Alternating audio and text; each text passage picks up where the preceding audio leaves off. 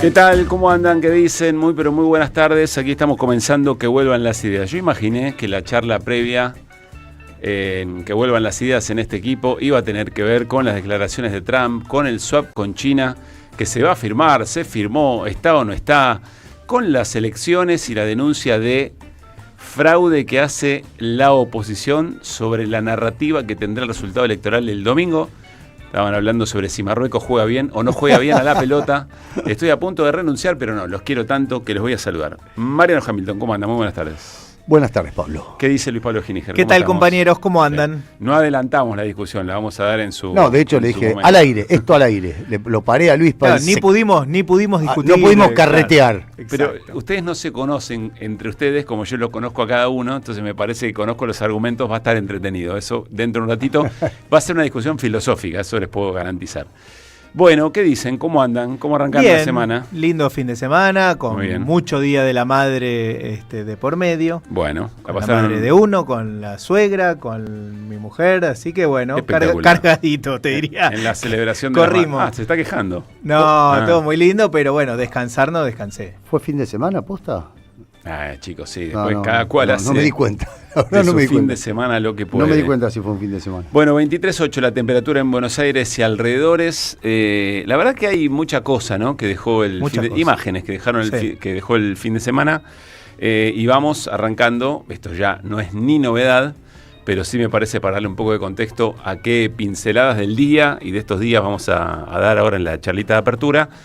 Arranca la semana previa a elecciones que parecen ser muy determinantes. Yo voy perfilando un escenario en el que lo más importante me va a parecer cómo se narre el resultado electoral y donde quizás si hay que poner el acento en cómo narrar el resultado electoral, quiere decir que la elección probablemente se apareja y que eventualmente pase poco de lo que imaginamos podría pasar cuando caracterizamos a esta elección como una elección determinante, como punto de inflexión, como cruzar una frontera, digamos. Uh-huh. ¿No? Tengo esa sensación, de todas maneras, faltan 6 días, ¿no?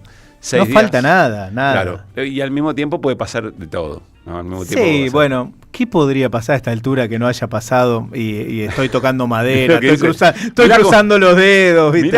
Tantas cosas. Además, qué manera de tentar al destino, ¿no? ¿Qué puede pasar? Tanta cosa.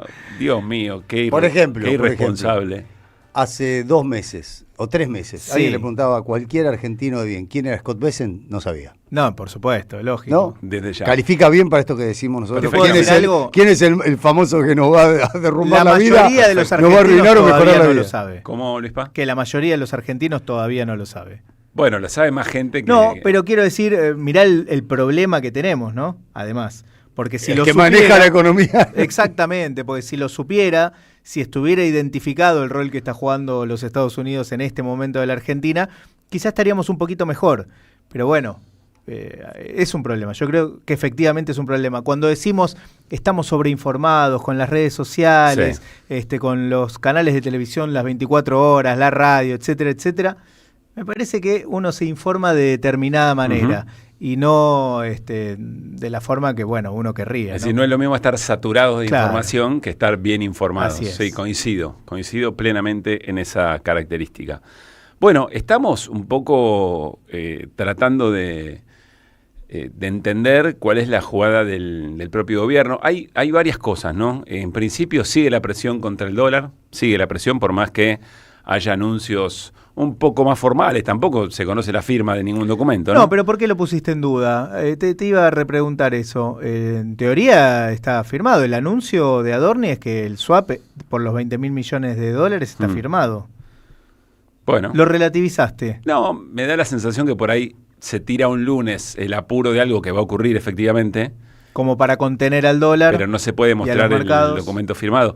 Y eventualmente va a seguir habiendo presión contra el dólar, porque hasta donde entiendo son presiones por cobertura. Es decir, todo el mundo sabe. Cuando digo todo el mundo, no es solamente el que tiene la posibilidad de ahorrar un mango y comprar un dólar, que me imagino que eso no termina de mover el amperímetro, sino que todos los que pueden hacer un juego grande van a la cobertura de un dólar barato porque saben que eventualmente eso va a modificarse. Sí, señor. Entonces, por más que venga Trump, Bessent y todos los funcionarios del Tesoro a imprimir acá con una maquinita y nos lo muestren en vivo, de todas maneras la lectura es, están aguantando un precio muy bajo. Entonces, bueno, va a ser un buen negocio comprar dólares a este precio porque después va a saltar. La pregunta es qué va a hacer el gobierno después de la elección. Si además de repensar un poco su gabinete, me parece que a todas luces esto va a ocurrir. Sí, señor.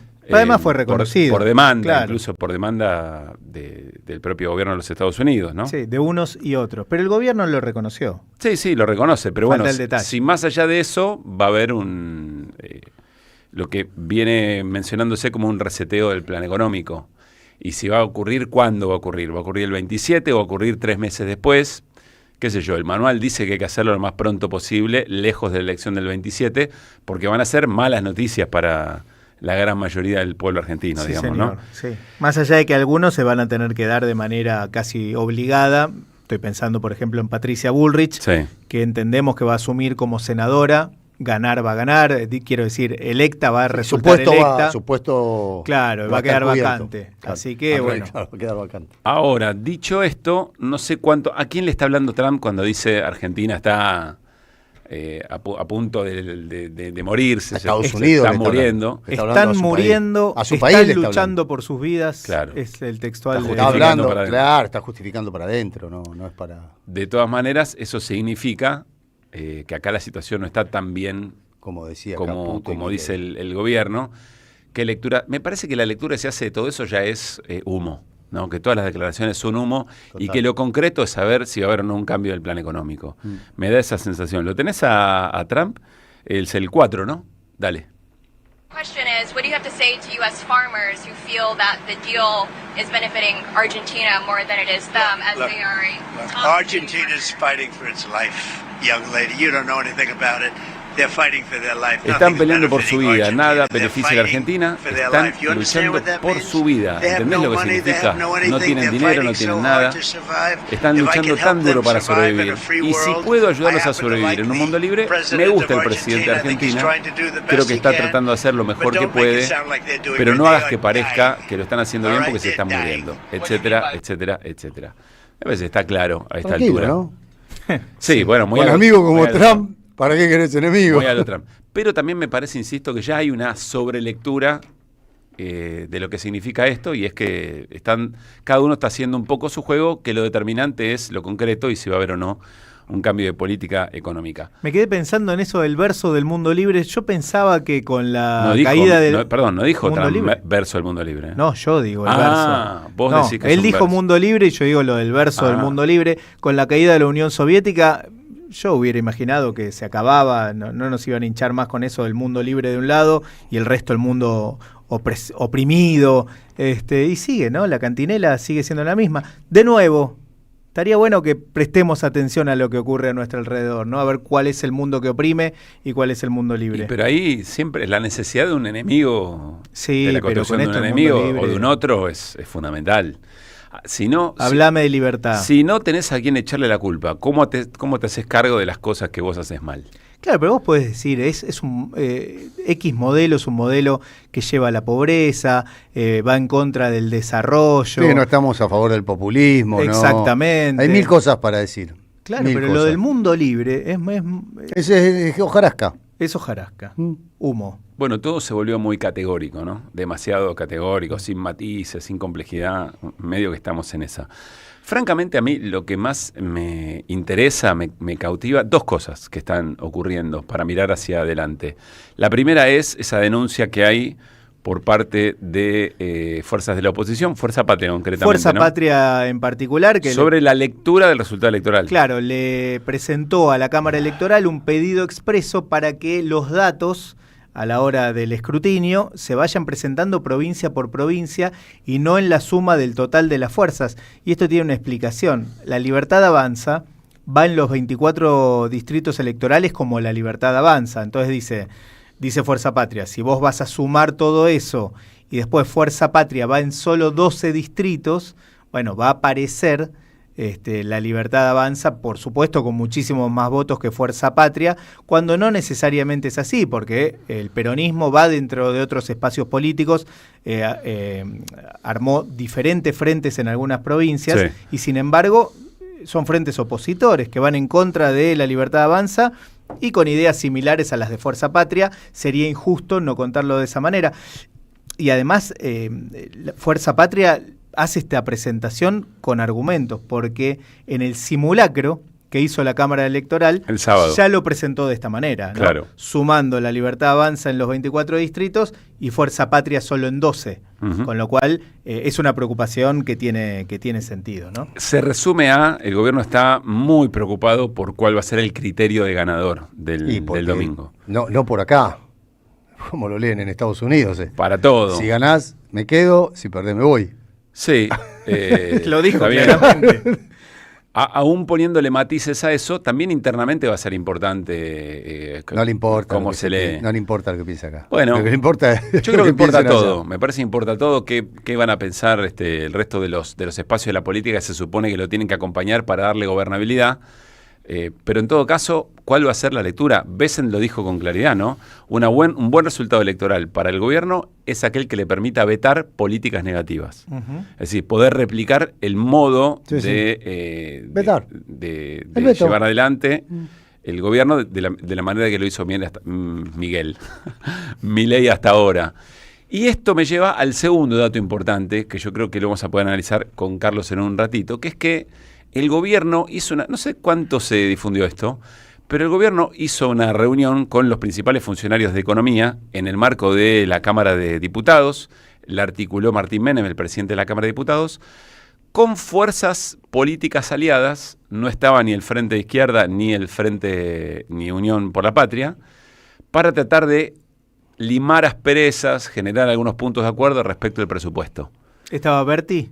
Estaba Berti, pues el presidente, estaba el batero de la banda presidencial, pero también había otros funcionarios. Provincias Unidas y la Manicoche. Y ahí estaban el PRO, por supuesto, la Unión Cívica Radical, los que se quedaron del lado de Loredo. De Loredo y compañía. Pero estaba Democracia para Siempre también.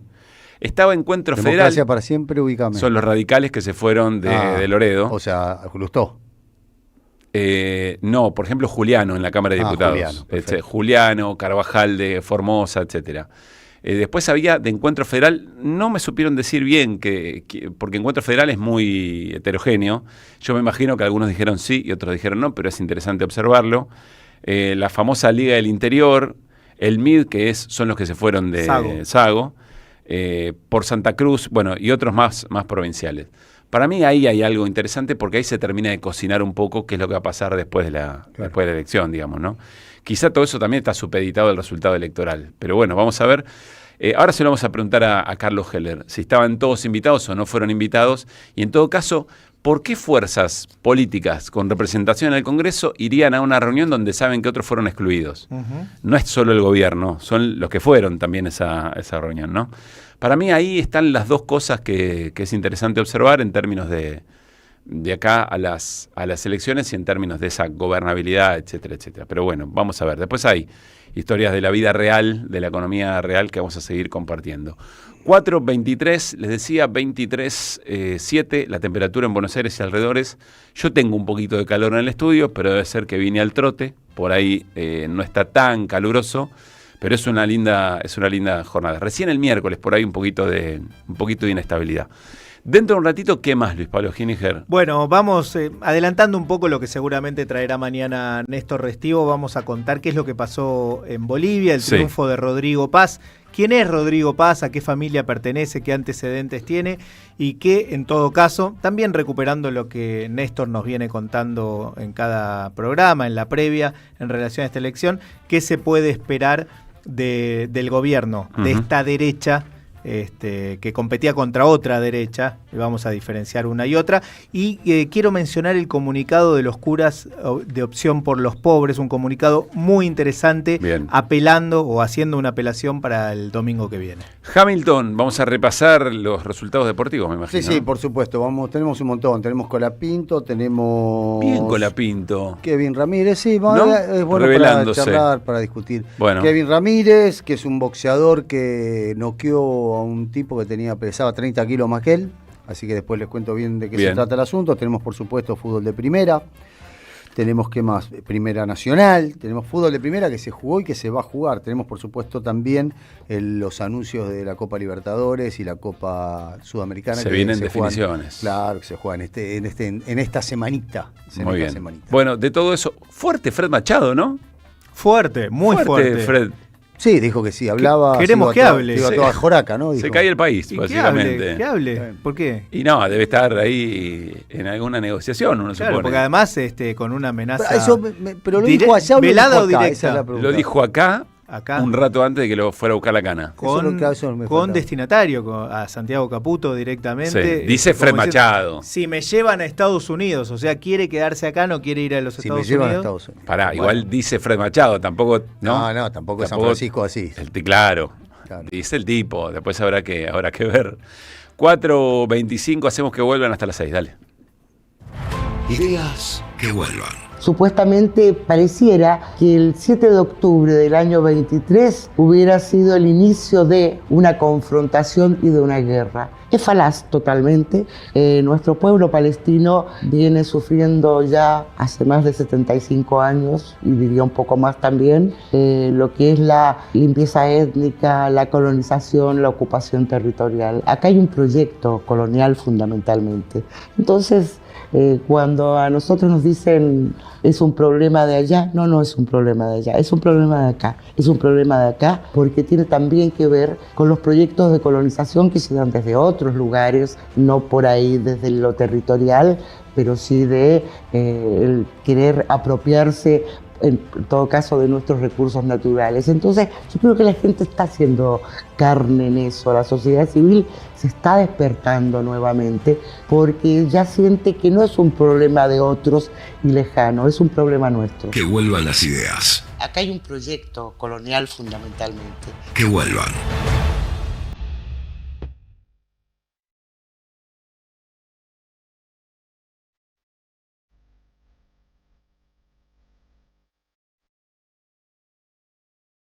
De 4 a 6 de la tarde.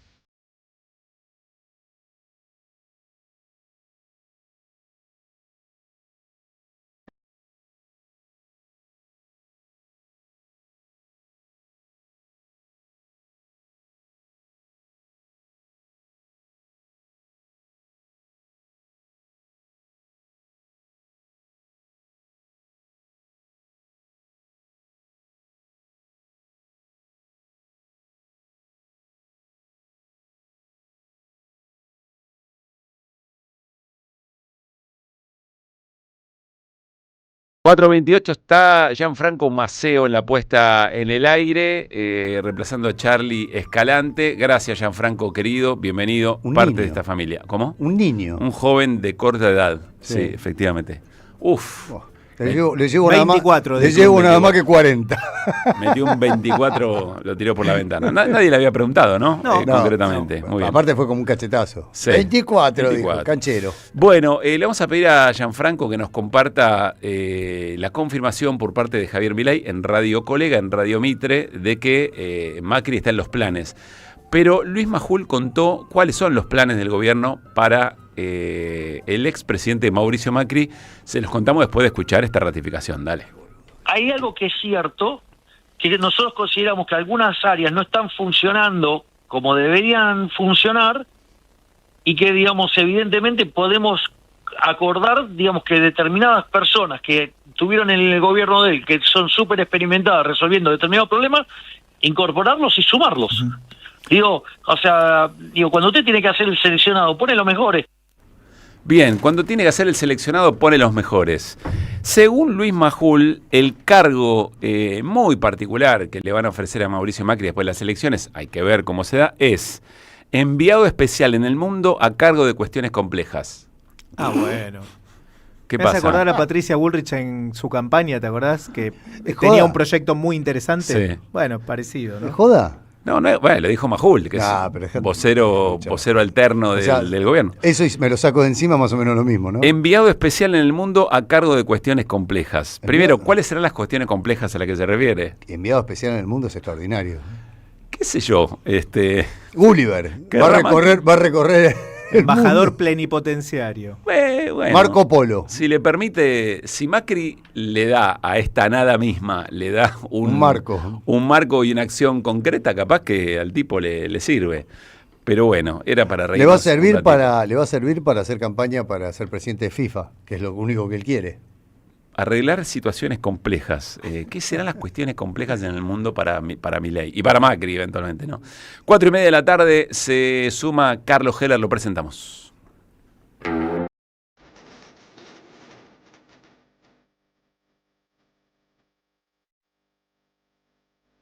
Hola Carlos, ¿cómo te va? Muy buena jornada. ¿Qué tal, Pablo? Buenas tardes. Pablo y compañía, ¿no? Buenas tardes. ¿Por qué anda con gorro, Mariano? ¿Estás ahí sola ahí adentro? Por la luz, hay una luz muy fuerte que me dan los ojitos. Bueno, no, para entender, no, perfecto, ahora entiendo. Hay un reflector enfrente que me está Ahí que dejando te da en la cara, ciego. está bien. No, porque me parecía medio de incógnito, digo, ¿qué le pasa? Porque además me gusta parecerme a un superhéroe. Y está un poco de incógnito. Bueno, Sí, está bueno. hay un reflector muy fuerte que me da en los ojitos, dice Mariano. Dios mío, creí ¿Es que había cierto o no? escuchado todo. ¿Es cierto o no? Igual que el mío, igual que el de Luispa. Claro. Bueno, pero ustedes son hombres. Sí, yo pero tengo ustedes ojitos tienen sensibles. otros ojos. No Yo tienen la tengo ojitos sensibilidad que sensibles. Yo tengo ojitos sensibles. Para mí es Graf. Bueno, Está bien. No, ya está listo. Yo le pregunté, me explicó. No hay por qué insistir. no, así es como vamos a sacar la Mirá. patria adelante. Mirá cómo me refleja la pelada. Claro, por ahí viene el asunto. A eso sí, ahora está Por bien. ahí viene el asunto. Entonces, ahora dijiste la verdad, para esconder la pelada. Carlos, ¿cómo pasaste tu cumpleaños? Bárbaro, muy bien. Bueno, nos alegra mucho. Muy bien, como corresponde. Bueno, no sé si querés, yo tengo cosas para preguntarte sobre reuniones medio escondidas que se están dando en el Congreso por el tema presupuesto, pero por ahí vos, con más experiencia, tenés en claro qué puede llegar a ser el cargo de enviado especial en el mundo a cargo de cuestiones complejas. Primero yo le voy a decir a Mariano también para seguir que Macri tiene tanta posibilidad de ser presidente de la FIFA como yo. Bueno. Está bien. Pará, No sabía que tenías tantas chances. Bueno, Argumentá. ¿Por qué yo lo creo decís? que eso, a ver, para ser presidente de la FIFA te tienen que nominar desde alguna de las confederaciones. Claro. Claro. No, igual lo que yo digo es que el deseo de él es ser presidente de la FIFA. Sí. De ahí a que lo sea. Yo creo que Macri está Macri está donde le gusta estar, está en la Fundación FIFA, que es un lugar donde no hay que laburar y pasea y hace reuniones y algún negocio por ahí, qué sé yo. Entonces, el cargo que le van a dar es espectacular. Claro. Enviado especial en el El mundo. cargo de que cuestiones- tiene, yo creo que es a la medida de él total. Y este que le ofrecen. El de operaciones complejas. Sí, Este este también. es genial. No laburar y tratar de meter cuchara en cuanto a negocio se cruce, me parece que es ideal, ¿no? Sí. Eventualmente. Sí, güey, con ese nombre de operaciones complejas podés poner cualquier cosa. Bueno, Carlos, dos temas tengo para preguntarte y vos sumá lo que quieras, por supuesto. El primero es esta reunión de la que dan cuenta las autoridades del bloque de diputados de Unión por la Patria, en un tema que a vos te toca muy de cerca, porque sos el vicepresidente de la Comisión de Presupuesto. Reunión convocada por Martín Menem con algunas fuerzas en particular para tratar de encontrar algunos acuerdos respecto del tema presupuesto. Yo tengo que ahí fueron. Yo creo que invitaron, a ver, a todos, incluidos nosotros, y nosotros no aceptamos esa invitación porque hemos dicho que las reuniones se tienen que hacer en el ámbito que corresponde, no entendemos esa. Y estamos reclamando que venga el ministro, estamos reclamando un montón de cosas. Yo creo que esa reunión de hoy a la mañana tiene más que ver con los explícitos planteos que se han hecho tanto desde el gobierno de Estados Unidos como desde los principales referentes del gobierno argentino de los acuerdos postelectorales con aquellos espacios que le darían, abro comillas, gobernabilidad, es decir, que aprobarían las leyes que están reclamando desde los Estados Unidos para, otra vez, entonces sí, que vengan las famosas inversiones que vendrían a llevarse todos los recursos naturales que la Argentina tiene y que Estados Unidos apetece al menor costo posible. Digamos, no sé si fui claro. Sí, claro, está bien. Que eventualmente es un acuerdo. Fíjate que el propio Milei ha dicho que el resultado electoral no importa, que lo que importa es la composición de las cámaras, y eso lo dice con una naturalidad total el secretario del Tesoro de Estados Unidos, es decir, como si fuera realmente un Estado asociado a la Argentina, y hablan de nuestras elecciones con una naturalidad que asombra, ¿no? Porque nunca creo que fueron tan explícitos como en estos tiempos. Entonces esto se vincula directamente con la otra objeción o la otra mirada crítica sobre cómo el gobierno quiere contar los votos el domingo a la noche. Esa es una... No sé, a ver, partiendo de la base de que el presidente de Estados Unidos da muestras permanentemente de que su nivel de información sobre la situación de la Argentina es bastante, digamos, superficial, incluida esta afirmación de ayer de que Argentina se está muriendo y que no tiene nada y qué sé yo cuánto, cuando le contesta a una periodista que le pregunta por qué ayudan a la Argentina y no ayudan a los agricultores de Estados Unidos. Me da la impresión que si yo junto eso de ayer con la declaración que hizo el día de la conferencia de prensa a la que asistió el gobierno argentino, donde Trump explicó un montón de cosas y entre otras cosas hablaron de que el resultado electoral que importaba en la Argentina era el de la composición de las cámaras, es decir, de los acuerdos políticos que se podían hacer con los llamados sectores amigables, sin ir más vuelta, intentando recomponer la alianza que funcionó cuando asumió Milei, con la que aprobaron la ley base, con la que aprobaron las facultades delegadas y todas las cuestiones que aprobaron, y incluso los primeros vetos y todas las cuestiones, que se fueron enrareciendo a medida que se fue haciendo más evidente el efecto de las políticas de Milei y de su gobierno sobre la gente, junto con un acercamiento de la fecha de elecciones. Y entonces nos hemos acostumbrado y se ha naturalizado esto de decir, bueno, después del 26 hablamos, como si en realidad la elección, así como piensan del rol del Parlamento, fueran trámites que no se pueden evitar, pero que en definitiva no hacen el rumbo que el gobierno debería seguir. No es que, bueno, según el resultado de las elecciones vamos a modificar nuestras políticas, sino después de las elecciones vamos a recomponer las alianzas que nos permitan seguir con nuestras políticas. Entiendo perfecto, con lo cual, salvo que la elección se dé un resultado muy contundente, sobre todo en términos de derrota del gobierno, es muy probable que el gobierno logre decir, bueno, llegamos hasta acá y a partir de ahora tomamos un poco de aire con esta reformulación del gabinete, esta reformulación del diseño político del gobierno, y siga tratando de hacer más o menos lo mismo, o garantizar esas reformas, básicamente. Y sí, a ver, está claro que ese es el plan. O sea, el objetivo del gobierno es no tener una derrota desastrosa el domingo. Lo otro cree que lo puede ahí llevar, acomodar la lectura. Puede ahí llevar con algunos trucos publicitarios como que es un truco publicitario, porque jamás la justicia electoral dio un resultado consolidado de una elección de medio término, porque son elecciones distritales.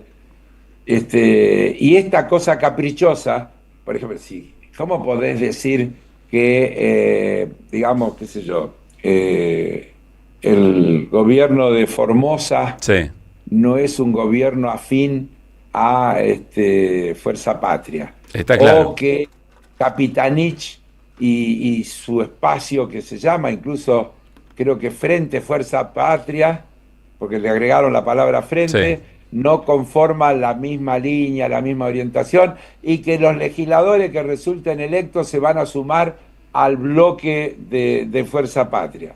Entonces, es una cosa absurda lo que quieren hacer, pero yo creo que apuntan a generar una noticia que, como dije antes, sea leída en Estados Unidos, donde sin entrar en detalle, lean un comunicado oficial que diga que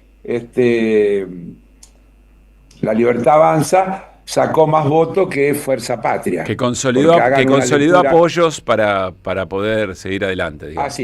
Así es. Bueno, va a ser... Pero después, la única verdad, la realidad. Y lo cierto es que todos los datos que tienen que ver con nivel de actividad económica, consumo, comercio exterior, acaba de aparecer, superávit comercial bajó a 921 millones en septiembre, importaciones saltaron 10% mensual y anotaron un nuevo récord. Es decir, todos los datos de la economía marcan negativo, no hay uno bueno, ninguno, por donde lo miren. Más, Milei está anunciando más recorte, hoy anunció que van a retirar subsidios al transporte público en el AMBA, es decir, que va a empeorar la situación de las personas del AMBA que usan transporte público. No hay ningún dato bueno. En serio, por donde lo miro, mirá que yo trato de ser objetivo, busco. Entonces, hoy a la mañana sacaron el swap, que ya lo anunciaron un montón de veces, pero que se firmó, y el dólar está a 1.495. ¿Y eso por qué pasa, Carlos, crees vos? No sé yo. ¿Por qué sigue la presión al dólar aún con esa garantía? Y la verdad que no tiene mucha lógica, porque uno debería suponer, vuelvo a repetir, lo explicamos un montón de veces, pero nunca es suficiente. ¿Qué es el riesgo país? La medición de la probabilidad de que la Argentina pague los vencimientos que tiene con los bonos, esencialmente los grandes vencimientos que tiene en enero y en junio del año que viene, que vencen 9.000 y pico millones de dólares. Entonces, te dan el swap y te dicen, esto es para garantizar que los vencimientos de dólares que va a tener la Argentina están asegurados. Tendría que automáticamente bajar drásticamente el riesgo país. Sin embargo, el riesgo país se quedó en los 1.100 puntos, 1.080 puntos, que vuelvo a repetir, incluso no tiene ni siquiera mucho sentido, porque el riesgo país es la tasa que la Argentina tendría que pagar si tuviera que ir al mercado a tomar fondos para pagar la deuda. Sí. Deja de tener que ir al mercado para tomar fondos para pagar la deuda porque supuestamente tiene el swap. Entonces, o el mercado no le cree, porque el swap es también otra cosa de anotar, porque en definitiva después tiene que autorizar cada tramo el gobierno de los Estados Unidos o el Tesoro de Estados Unidos, y ahí aparecen por ahí las amenazas de Trump: si no ganan las elecciones, no los vamos a apoyar un cuerno. Claro. Y entonces por ahí el mercado dice, esperá, vamos a ver cómo sale el resultado de las elecciones, porque el anuncio de que se firmó el swap no es ninguna garantía de que le van a dar los fondos. Que sería una lectura, ¿no? Sí. Que uno podría hacer. Porque si no, si la Argentina deja de tener que ir a los mercados para conseguir los fondos para pagar sus vencimientos de deuda, porque en realidad no es que contrajo, pagó deuda, sino que cambia una deuda por otra, cambia bonistas por Tesoro de Estados Unidos, eso no tendría razón de que mantenga el riesgo país hoy en los niveles que se mantiene, tendría que caer drásticamente. Entiendo perfecto. Tampoco explicaría por qué el tipo de cambio sigue en el nivel que sigue, excepto que todos están convencidos que después de las elecciones hay un cambio en la política de bandas. Entonces sienten que están comprando barato, digamos. Claro, que tal vez ni siquiera implique una devaluación tradicional, sino simplemente la eliminación de las bandas. Porque ahora lo que está pasando es que cuando llega al límite superior, aparece el Tesoro y vende, y entonces no lo deja pasar. Si el Tesoro deja de vender, el dólar subiría por encima de la banda, y si el Banco Central deja de vender, y entonces, sin necesidad de una devaluación tradicional, es decir, sin que el Estado fije un tipo de cambio determinado, todos están apostando a que el tipo de cambio va a estar por encima de las bandas que hoy están vigentes. Claro. Me parece que esa es una lectura que se puede hacer. Está bien. Sí, lo explica, las dos cosas las explica, me parece, bastante bien y suena bastante razonable. Cualquier cambio Pero que... es un razonamiento, no tengo más que eso. Me parece que hay línea sobre eso. La palabra de Trump me parece que a esta altura mucha duda no mete, ¿no? Cuando dice Argentina se está muriendo y esa es la razón. Evidentemente le está hablando... No tienen nada, ¿no? Pero le vamos a comprar un poco de carne, porque eso está dicho en el... si vos la lees bien, sí. a mí me daba hasta bronca, ¿no? A ver. Porque está dicho en un tono, porque le están protestando por el aumento del precio de la carne en Estados Unidos, sí. Y él dice, bueno, ¿qué podemos hacer para bajarla? Vamos a comprarle carne argentina que es más barata, y de paso le vamos a dar una mano y le vamos a ayudar porque ellos no tienen nada, se están muriendo. ¿Qué querés que te diga? No sé, a mí me hace sentir mal. Sí, claramente, a nosotros también, con un poquito de autoestima. Y a los mercados ni te cuento. No, eso quería preguntarte, si la palabra de ese tipo de declaraciones de Trump, que claramente están dirigidas hacia dentro de su propia discusión política, recordemos que es un fin de semana en el que millones y millones de personas fueron a la calle a decir no queremos un rey, digamos, ¿no? Si eso... Sí, no, ese dato es pesadísimo, ha tenido... a ver, si lo miráramos en trascendencia mediática, yo diría que fue insignificante en relación a lo que pasó. Yo leí que hubo 2.600 ciudades en las que hubo actos de protesta en las que participaron millones de personas con el lema no queremos un rey. Sí, se habla de 7 millones de personas en total, bueno, lo que podemos leer desde acá, digamos, ¿no? Pero bueno... Uno, qué sé yo, es mucho, 7 millones es un montón. También en Estados Unidos hay, ¿cuántos? Hay 350 millones de habitantes, qué sé yo. ¿Qué quiere decir 7 millones de personas? No, lo último, Carlos, es eventualmente estamos ya en cuenta regresiva hacia la elección, con todas las características que vaya a tener las discusiones sobre el resultado, y ver qué pasa con esos aliados que, como siempre, se mueren de ganas de darle gobernabilidad, solo quieren morder un poco. Hoy vi declaraciones de algunos de los que estuvieron en la reunión, como que por lo menos hasta el lunes que viene mantienen cierta cuestión. Dijeron que pusieron 3 o 4 condiciones para abrir un diálogo. Una sería que el gobierno promulgue y no vete esas leyes que hemos aprobado, que lo cual se da de patada con lo que viene diciendo el gobierno. La otra era que Caputo venga a explicar a la Comisión de Presupuesto, cosa que hasta el momento... ¿Volvió Caputo, entre paréntesis, ya? No tengo el dato, ¿vos sabés? Casi que... Ahora se me ocurrió, yo tampoco lo tengo, pero ahora que lo dije... No tengo el dato de si Caputo... Es que estamos más pendientes de Besen que de Caputo, entonces como que le vamos perdiendo el rastro. Claro, es que las noticias las da todas Besen. ¿Cuál era el rol de Caputo?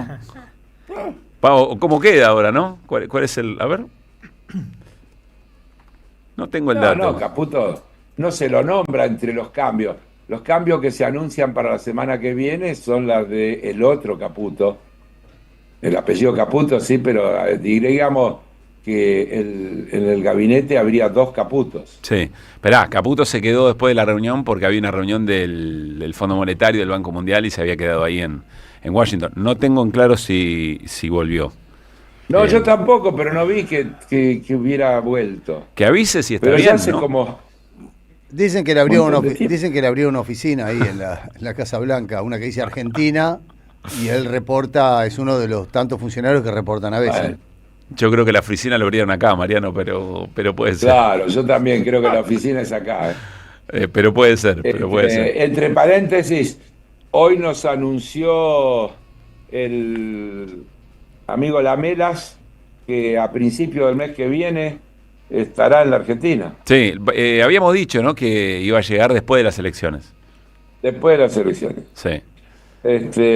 Por su estilo, el empresario farmacéutico cubano-americano y febril anticomunista ya mantiene por anticipado alterado el crispado arco político local que no para de hablar de él, según pudo comprobar Clarín, dice una nota de hace un rato el diario, ¿no? El diario Clarín. Sí. Y repasa todas las cosas que dijo en aquella audiencia, que no hay que olvidarse. Lamelas prometió combatir la presencia de las inversiones chinas en las provincias y hasta sembró sospecha de corrupción. También dijo que Cristina Kirchner de presa tenía lo que se merecía en la justicia y prometió el cambio en la ley de propiedad intelectual que piden los laboratorios de Estados Unidos hace años. Este es un tema que va a dar mucho que hablar porque ahí va a tener una fuerte confrontación con los laboratorios nacionales, que no son poca cosa ni pequeñas empresas en la Argentina, pero el tema de los cambios en la ley de patentes es uno de los reclamos que se vienen planteando desde hace mucho, pero también dijo que era apoyar al gobierno de Milei, ¿no? En todo lo que pudiera en la segunda parte de su mandato. Así claro, que efectivamente viene después de las elecciones a apoyar al gobierno. Carlos, ¿qué excede? Porque en realidad si él tendría que decir, yo vengo a apoyar a las empresas norteamericanas que operan en la Argentina, yo diría lo que hacen todos los embajadores. Sí, claro. A uno siempre le preocupa porque las empresas esas son muy poderosas y la ANCHAM habla en la Argentina como si fuera a pyme, habla de nosotros, tenemos que... Sí, opina siempre sobre toda cosa que altere cierta institucionalidad, digamos, ¿no? Sobre otras cosas no, pero bueno, eventualmente Lamelas lo que quiere hacer es modificar profundamente las condiciones en la Argentina para beneficiar a las empresas estadounidenses.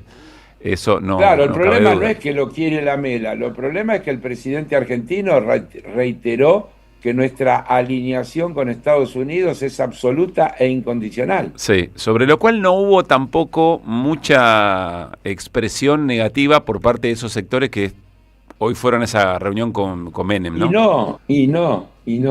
A mí no deja de llamarme eso la atención.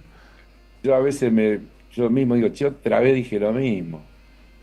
Todos esos formaron parte Juntos por el Cambio.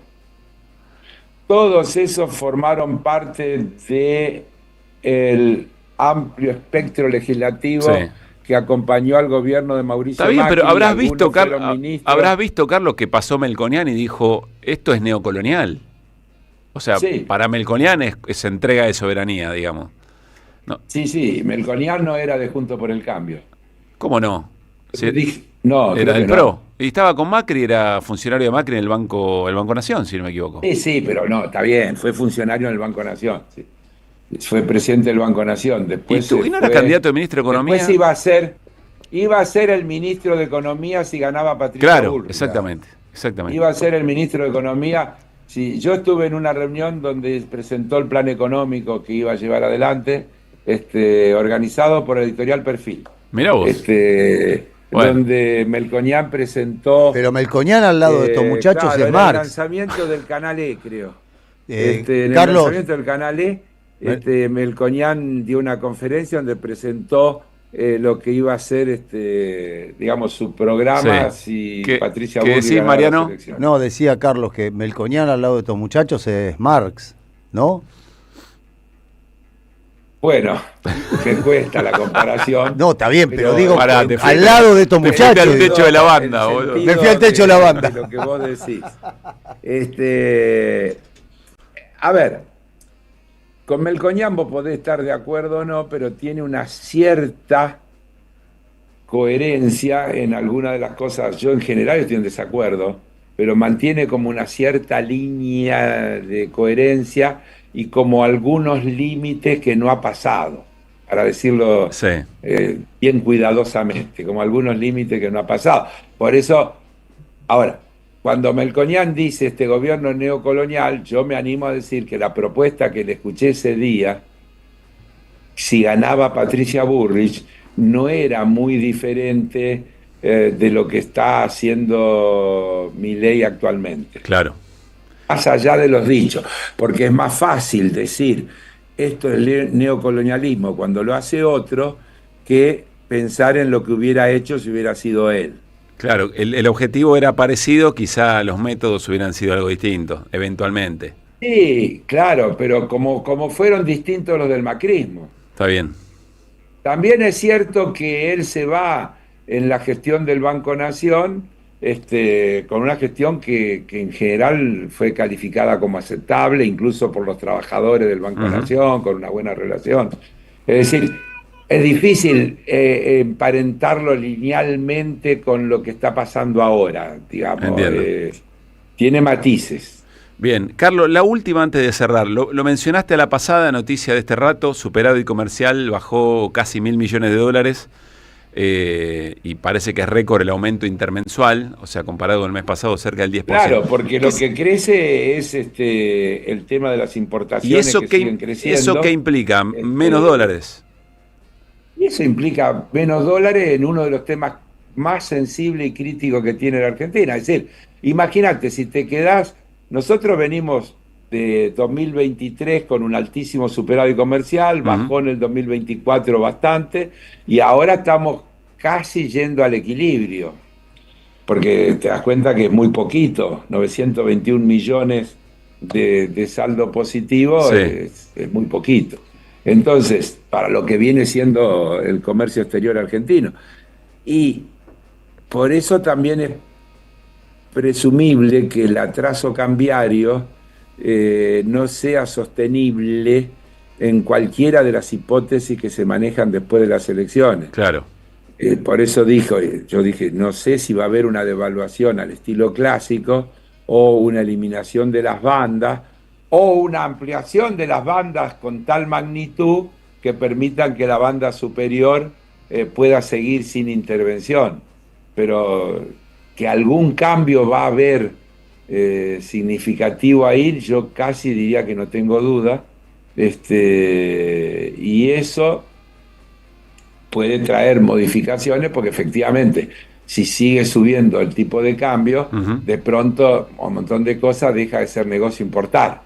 Y entonces van a caer las importaciones porque deja de ser negocio importarlas. Claro. Por ejemplo. Bien. Desde luego que cuando cambia el tipo de cambio, vienen otros problemas que tienen que ver con lo que pasa con los precios internos, que hasta ahora no se vienen reflejando porque es tal la contracción que hay del poder de compra de la gente que no pueden trasladar a precio los efectos de las variantes del tipo de cambio. Pero eso también es frazada corta, porque si no lo trasladan a precio se quedan sin rentabilidad y entonces cierran las empresas, quiebran las empresas, no dan las cuentas. Bueno, esta es la no discusión. Dan de ninguna manera. Esta es la discusión a la que vamos, si todo sigue más o menos como... Esa es la discusión a la que vamos, si todo sigue más o menos como viene. Carlos, gracias. Y no hay un batacazo el domingo, que yo no creo que haya un batacazo el domingo. Yo creo que va a haber un resultado que, bien leído, va a mostrar que Fuerza Patria sigue siendo la principal fuerza política de la Argentina, y que el gobierno aún mantiene un seguimiento bastante importante, teniendo en cuenta lo que ha hecho con la gestión. Claro. Así que hay mucha gente que, aún que está mal, le sigue todavía dando un crédito. A mí me parece esta lectura me parece que es importante tenerla en cuenta.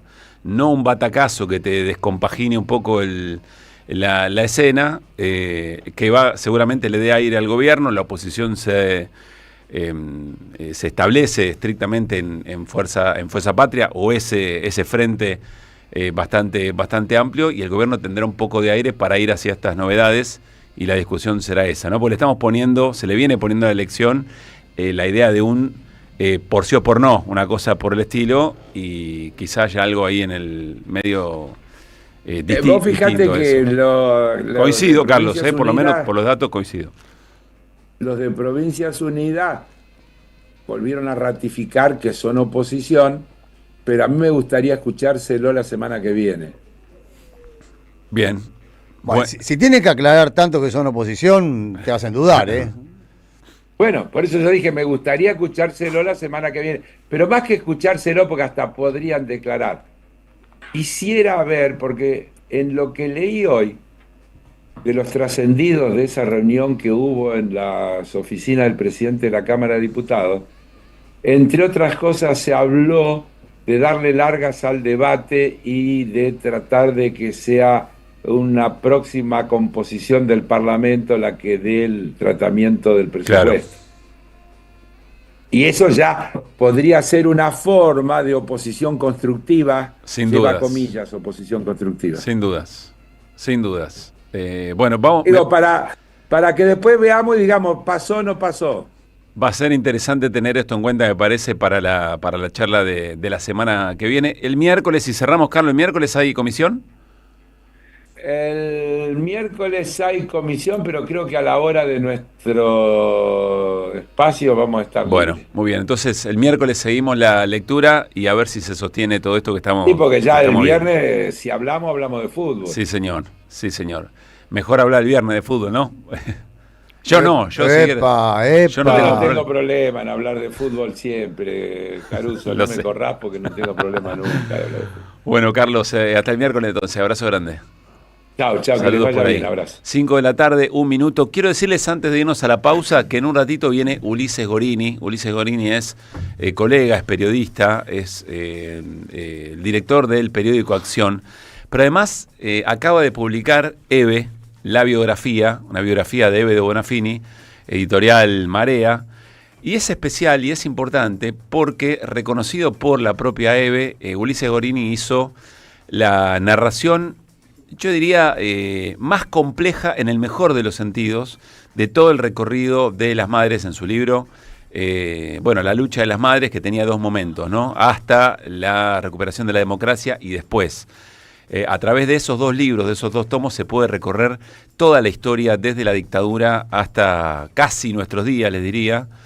Y ahora, en esta actualización, me parece que, se lo vamos a preguntar, a ver cuál es el objetivo de una biografía muy importante, que vamos a estar, me imagino, leyendo la vida de Eve y al mismo tiempo la vida política de la Argentina en estos años. Así que en un ratito viene Ulises Gorini y vamos a charlar con él. 5 y 2. En AM530 pasan muchas cosas. Y todo lo que pasa está en la red. Somos Radio AM530 en Facebook. Entérate de lo que pasa. AM530. Somos redes. Somos radio. Teatro Picadero, un espacio de arte y encuentro. Reí, pensá y emocionate. Vení a nuestro restaurante y completá la experiencia. Consultá la cartelera en teatropicadero.com.ar. Teatro Picadero, mucho más que un teatro. Seguí a la Cámara de Diputados de la Provincia de Buenos Aires a través de sus redes sociales y entérate de todas las actividades legislativas en Instagram y Facebook como @diputadosBA y en Twitter como HCDiputadosBA. ¡Wow! ¿Cómo dices cuenta DNI? ¡Wow! ¿Que ahora tienes plazo fijo? ¡Wow! ¿Y que tienes una tasa especial? ¡Wow! Y eso hace que tu dinero crezca. ¡Wow! Y crezca. ¡Wow! Y crezca.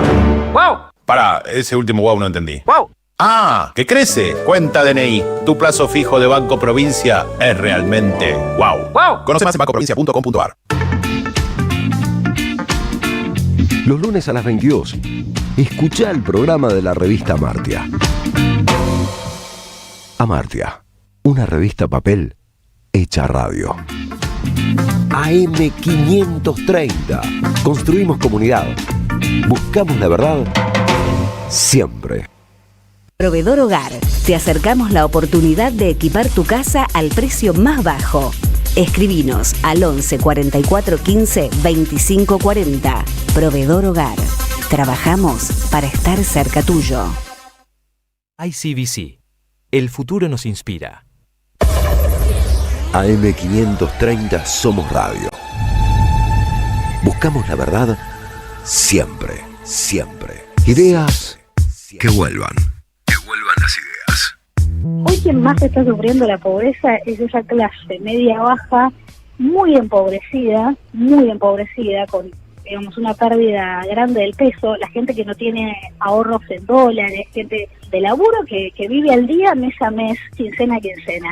Esa gente, como tiene parámetros o consumos culturales de clase media, no se quiere ir a vivir a una villa, intenta alquilar un departamento en un barrio donde más o menos haya transporte público, intenta pagar los servicios, intenta más o menos tener la vida que conoce. Y esa vida que conoce, esa vida tradicionalmente de clase media en Argentina, esa vida tiene un costo. Entonces, lo que ocurre muchas veces es que personas que viven por ahí en un barrio que es más marginal o que parece más marginado, tienen por ahí una contención social, saben sobrevivir a la pobreza, conocen esos derechos estatales, saben qué cosas les corresponden, y entonces entre eso y algunas changas que tienen, pueden armar una economía y pueden sobrevivir a eso, porque saben ser pobres. Y esto sé que suena violento, pero ser pobre es toda una cultura. A ser pobre se aprende. Ni hablar si nacés siendo pobre, te diría que no solo lo aprendés, no conoces otra cosa. Si fuiste clase media o clase laburante y ahora te toca ser pobre, no sabes ser pobre, sabes hacer otras cosas y el sistema te expulsa. Por eso ese sector es el que hoy peor está. Que vuelvan las ideas. Hoy quien más está sufriendo la pobreza es esa clase media-baja muy empobrecida, la gente que no tiene ahorros en dólares, gente de laburo que vive al día, mes a mes.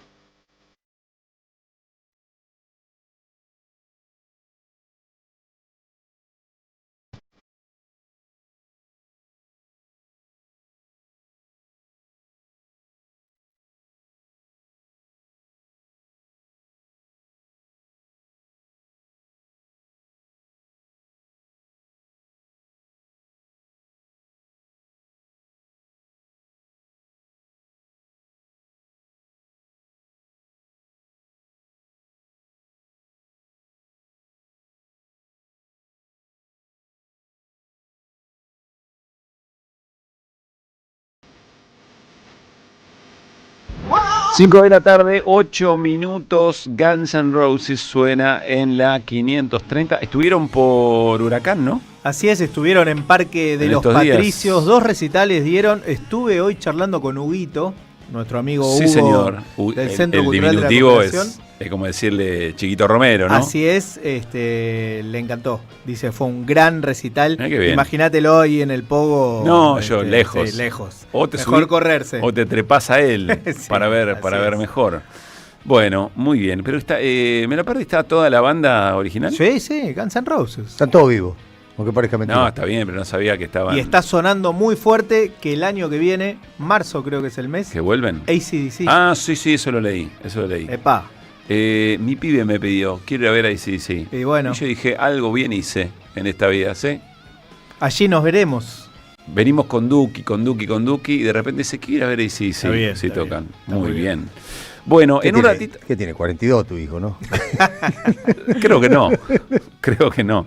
Reportan fallas en pagos y transferencias por la caída de un servidor global web. Afecta aplicaciones bancarias y billeteras digitales. Varias entidades financieras y empresas digitales notificaron incidentes que complicaron operaciones de usuarios y empresas en el país. La disrupción se originó en una plataforma internacional de soporte tecnológico.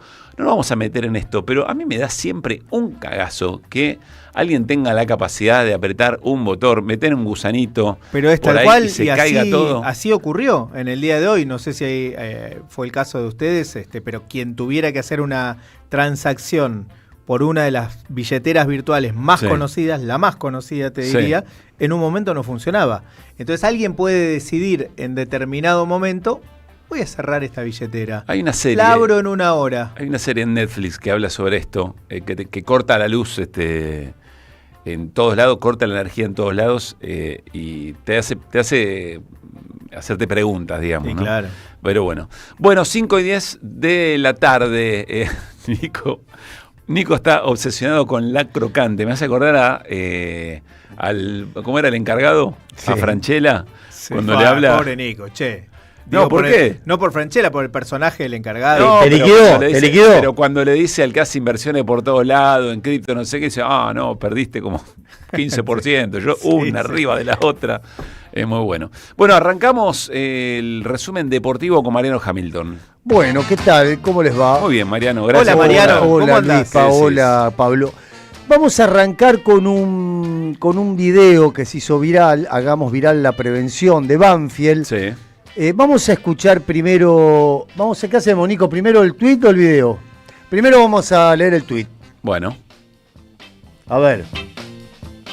Estamos esperando. Ahí está. Hagamos viral la prevención, hablar, cuidarse y acompañarse, me fue el asunto. Un pechito más abajo. Hablar, cuidarse y acompañar también salva vidas. Y luego hay un video de una señorita que hace 6 meses aproximadamente, los que nos están siguiendo por YouTube van a poder seguir el video. Sí. Hace 6 meses aproximadamente fue filmada en la tribuna local haciendo un gesto con el pulgar y el índice como de algo pequeño. Uh-huh.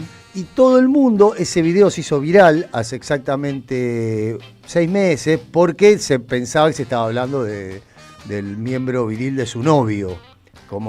Porque estaba hablando con otra chica y hacía gestos, era como una cosa media sexual que hablaba justamente haciendo algo muy pequeño. Me está costando ver cómo se va a construir el puente hacia la... Escuchemos prevención. Lo que dice la señorita y te vas a entender qué es lo que te estoy explicando. Dale.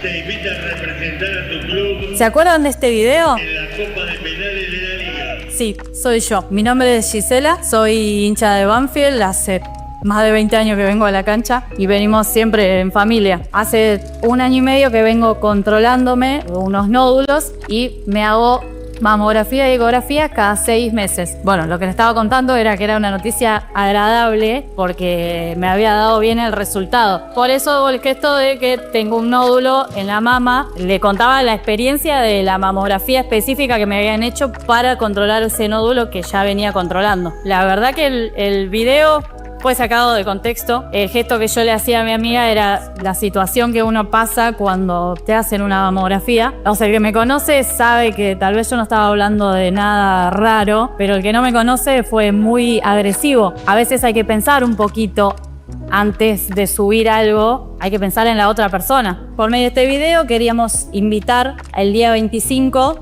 de octubre al colegio de Banfield, donde se va a dar una charla sobre prevención por el cáncer de mama y la importancia fundamental de hacerse todos los estudios todos los años. Hagamos viral la prevención. Muy bueno. Gisela, Banfield, club de fútbol.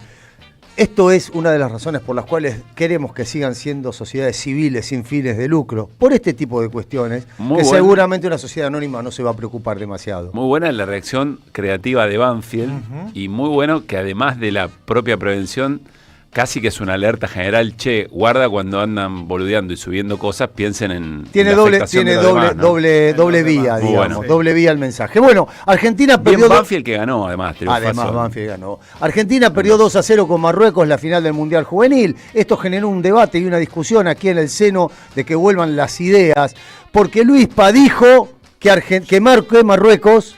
Que habré dicho, ¿no? Juega muy... Me completa toda la frase. De Argentina, no, dije Marruecos. Que jugó muy bien Marruecos y lo sostengo. Creo que Marruecos hizo un juego que tenía planificado, sabía cuál era el juego que tenía que jugar contra esa selección argentina, que además juega muy bien. Claro. Y le dio resultados. Y yo lo que le dije a Luispa es que una cosa es ser eficaz y otra cosa es jugar muy bien.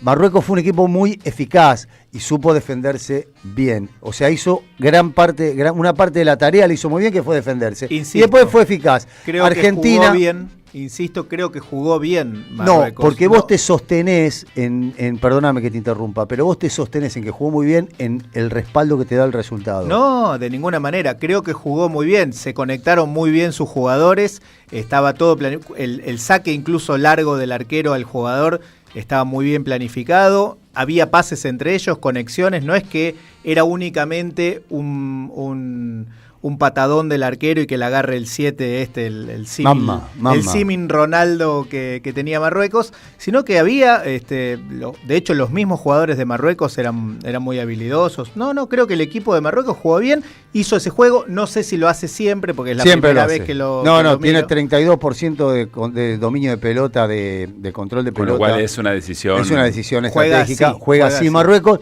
Yo lo que te digo es que si el arquero Barbie hubiera tenido una buena noche, seguramente el resultado hubiera sido otro. Pero yo no hablo del resultado. Yo sí hablo del resultado. Bueno, yo no hablé del resultado. Porque el resultado impregna Dije que bien jugó la selección de Marruecos. Es que el resultado, por más que vos no lo quieras reconocer, y yo entiendo que no lo quieras reconocer, impregna tu análisis. Pero acá va a una discusión que va mucho más allá de este partido, es qué es jugar bien. Claro. ¿Qué es jugar bien para un equipo? Bueno, porque para él jugar bien, cierro la idea, hay quien dice, si vos tenés determinadas herramientas y las aplicás de un buen modo frente a un equipo que es muy superior, bueno, eso para vos es jugar bien. Exactamente, lógico. Después está la esencia del fútbol, ¿no? Bueno, lo que yo digo es que hay formas de jugar que solamente se manifiesta que se jugó bien si se gana. Si se consigue un buen resultado. Pero nadie en esta mesa dijo eso. Bueno, yo lo estoy diciendo. Hay formas de jugar. Después no digo que estoy contestando como lo de estabas Marruecos. Discutiendo conmigo. Si hubiera perdido no estamos diciendo eso. Si hubiera perdido hubiéramos dicho, che, mirá que planteo más pelotudo que hicieron los marroquíes, porque se colgaron del travesaño, no estaban preparados. Pero ganar. Bueno, ahí estamos.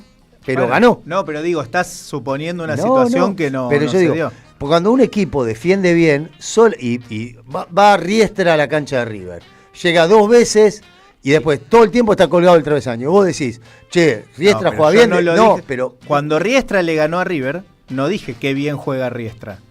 Está bien, pero decís qué inteligente fue el planteo de Riestra. No dije tampoco eso. Bueno, dije que mal jugó River. En ese momento no, pero es cierto que si Riestra está arriba de todo y juega así, es porque alguien tiene derecho a decir, che, Riestra juega eso y eventualmente son las herramientas que tiene y le sale bien. A mí no me gusta ese fútbol. Lanús es puntero de la zona A. Es un equipo que juega como el culo. Todos los partidos juegan mal. Por lo menos responde a muchas cosas. Todos los partidos juegan mal. Está bien. O sea, todos. No hay ningún... Habla de lo que pasa en el fútbol argentino. Yo vi entero el partido con San Lorenzo. San Lorenzo le tendría que haber ganado 4-0. Perdió 2-0 San Lorenzo. Pero te juro, es un equipo que juega muy mal. Después vi fragmentos de otros partidos de Lanús. Y todas las veces que escucho un comentario de Lanús, pero en el caso de Marruecos, yo en general estoy de acuerdo con vos, querido, yo también en general Mariano, estoy de acuerdo con vos. Sobre qué jugar. Da la sensación, por ejemplo, agarrar otro partido, Boca-Belgrano. Sí. La verdad que Belgrano no mereció ganar ese partido. Por supuesto que no. Lo de Marruecos parece más consistente porque es a lo que juega Marruecos. Es a lo que juega Marruecos y Marruecos tiene jugadores como para jugar ese sistema de juego. Esto sí suscribo lo que dice, o comparto lo que dice Luispa, que había como una idea de juego tirar pelotazo, porque tiene ese tanque que es ese pibe, el Cristiano Ronaldo del subdesarrollo, ese Mamma. No, muy bueno. Jugó un fenómeno, fue la figura del partido. Cualquiera de nosotros lo querría en su equipo. Sí, por supuesto. Bueno, así que bueno, Marruecos, campeón del mundo. Saludamos aquí desde Radio Madres a Marruecos. Supongo que ellos estarán muy contentos por el saludo que le enviamos desde acá. Y por supuesto también reivindicamos el trabajo de los jóvenes argentinos que dejaron muy en alto el fútbol de la nación. Hay futuro. Y hay futuro. Vamos ahora a Colapinto. Colapinto se reveló. Sí. Se reveló. Venía 18... lo perseguía muy de cerca. Ayúdame. ¿Quién estaba atrás? No recuerdo quién estaba atrás. Bueno, lo perseguía un Sauber. Lo perseguía un Sauber, pero no recuerdo cuál era. Sí. No recuerdo si es Hülkenberg o el otro.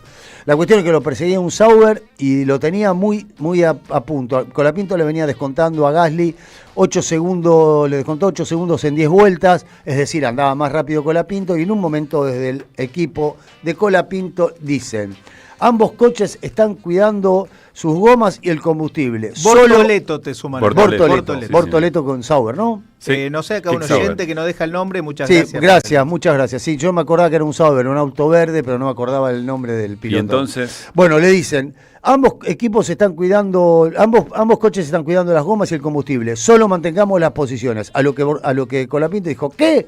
¿Mantener las posiciones? Si él es más lento, gritó así como sacado de quicio. Desencajado. Sacó la mano por la ventanilla, todo, es un gesto, no, terrible. No, hizo un gesto, todo, Con el dedo mayor. Hacía así, mira, hacía con la mano, vas a correr. Vas a cobrar, sos un tirapiedra, ¿cómo me tenés podrido? No aguanto más.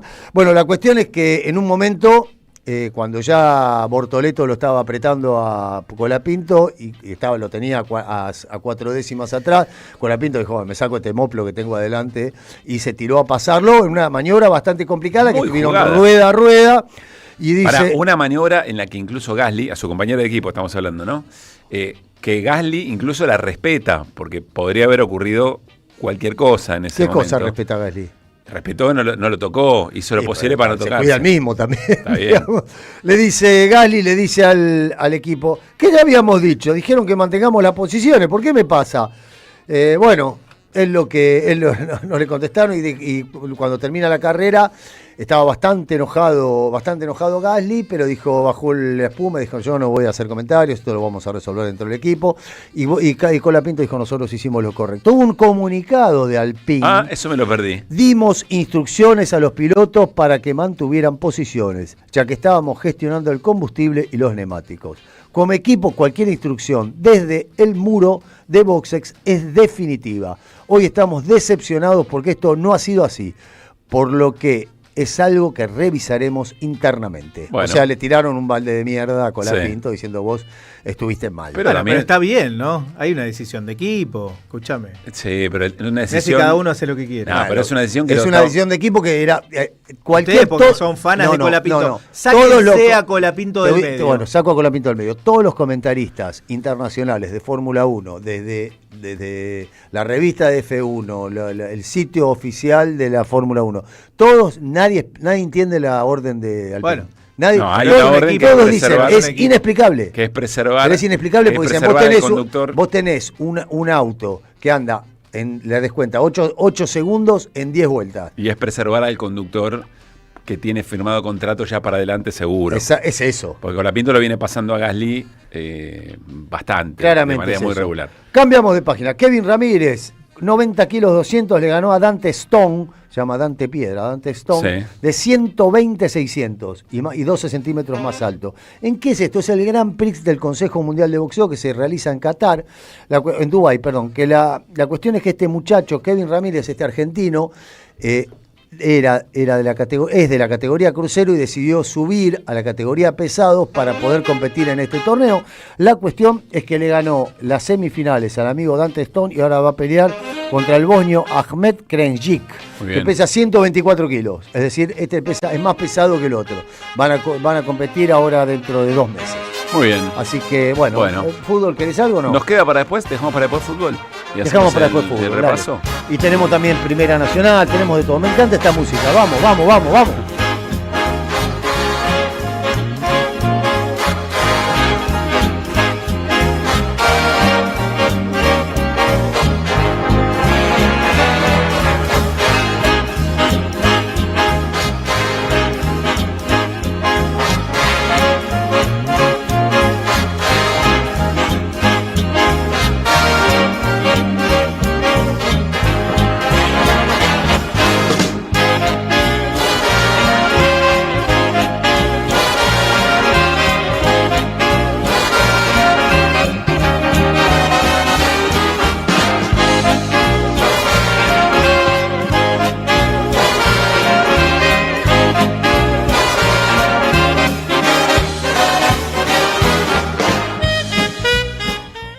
Que vuelvan las ideas.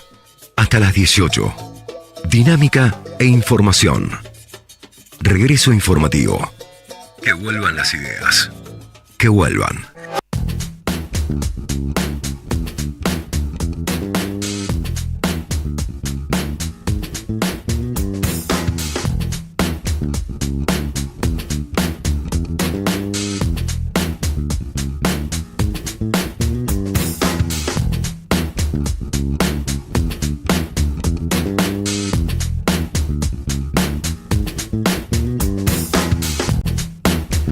...5:24, enseguida viene Ulises Gorini. Vamos a hablar con este periodista, autor y director del periódico Acción sobre su último libro, Eve, la biografía, historia urgente de editorial Marea. Así que en un ratito vamos a hablar, insisto, pensando en que hablar de Eve también es hablar de nuestra historia contemporánea, ¿no? Con sus matices, con sus complejidades, reflejadas en... el modo de lucha de Eve de Bonafini. Un ratito nada más. Luispa, mientras... Bueno, a cuenta de lo que seguramente mañana desarrollará Néstor Restivo, no queríamos dejar de mencionar el triunfo de Rodrigo Paz en Bolivia, ¿no? Este candidato liberal, un candidato claramente de derecha, pero no de ultraderecha, podríamos definir, como Jorge Tuto Quiroga, quien era su rival. Le sacó 10 puntos a Quiroga. Rodrigo Paz, en concreto, ganó por un 54,5% contra un 44,5%. Estos son datos con el 97% de las actas computadas, una diferencia, como suele decirse, irreversible. Y tiene algunas particularidades Rodrigo Paz, además de su tendencia política. Es hijo del expresidente Jaime Paz Zamora, que condujo los destinos de Bolivia entre 1989 y 1993. Y además, su tío abuelo fue Víctor Paz Estenssoro, también presidente de Bolivia, con lo cual es parte de podríamos decir, un linaje presidencial, sin duda una familia muy, muy política dentro de Bolivia, perseguidos por la dictadura, no necesariamente por formar parte de organizaciones revolucionarias, pero sí, en todo caso, opuestos a lo que la dictadura de Banzer en su momento planteaba para ese país, con una mirada liberal, de derecha, pero si se quiere más democrática, y como parte de ese linaje político, y como otra curiosidad, es sobrino de un guerrillero, en este caso sí, que se llamó Néstor Paz, que murió de inanición luego de un combate, perseguido también durante la última dictadura. Déjame decir que Víctor Paz Estenssoro, además, es el artífice del voto universal y la reforma agraria dentro de Bolivia, reformas que no fueron suficientes para lograr la igualdad dentro de ese país, claro, pero que sin duda fueron muy importantes. Bueno, va a asumir el 8 de noviembre próximo. Veremos cuál es el rumbo que le da a ese país. 20 años fueron los que gobernó el MAS, digamos, el espacio político que inició Evo Morales. Sabemos cómo terminó o cuál es el momento actual de esa fuerza política. Néstor nos lo viene contando en este programa. Tendrá que reconstruirse. Hay que ver cómo actúa el MAS en estos 4 años que tendrá Rodrigo Paz por delante. Perdón con esto, sí, pero más que reconstruirse va a ser interesante pensar qué dejó el MAS. Bueno, sí, sin duda. Después de 20 años de un movimiento tan masivo, de arraigo tan popular, va a ser interesante saber qué dejó o qué hizo con lo que fue construyendo en los últimos años, esa interna tan feroz. Sí, ¿no? Sí, va a ser interesante verlo. Recordemos que el MAS, entre otras cosas, nacionalizó todos los recursos naturales en Bolivia. Rodrigo Paz ya adelantó que el cambio que él promete hacer o que pretende hacer va a ser gradual. Quiroga venía más, no te digo al estilo Milei, sí, pero venía más a fondo. Así que probablemente no privatice todo inmediatamente. Sin duda en sus planes está hacerlo. Veremos cuál es la resistencia del pueblo boliviano como parte de lo que dejó el MAS a la hora de defender, por ejemplo, esos recursos naturales que para Bolivia son vitales. Claro. Bueno, mañana seguro lo analizamos con más detalle con Néstor Restivo, 5:30. Deja tu mensaje en nuestra línea de oyentes de WhatsApp. 11 3200 0530. Somos Radio. AM530. Juan Tata Cedrón y Mauricio Cartún, una juntada. Domingo 9 de noviembre a las 20. Teatro Catalinas Sur. Benito Pérez Galdós, 93 La Boca. Entradas por alternativa teatral con un 20% de descuento hasta el 17 de octubre. Rumbo al sur con la chata llena. Liberalismo y resistencias en América Latina, volumen 2. 6 agudos investigadores nos invitan a pensar en torno a los modelos de integración regional ante las complejidades del tablero geopolítico del siglo XXI, compilado por Sebastián Pasquiarello y Juan Facundo Muccia, miembros del CEDI, Centro de Estudios para el Desarrollo Integral, con prólogo del ex canciller Rafael Bielsa. Conseguilo en librerías y en edicionessicus.com.ar. Te esperamos en nuestra librería Café de Adolfo Alsina 685, Capital Federal. Ediciones Sicus. Libros para una cultura de la integración.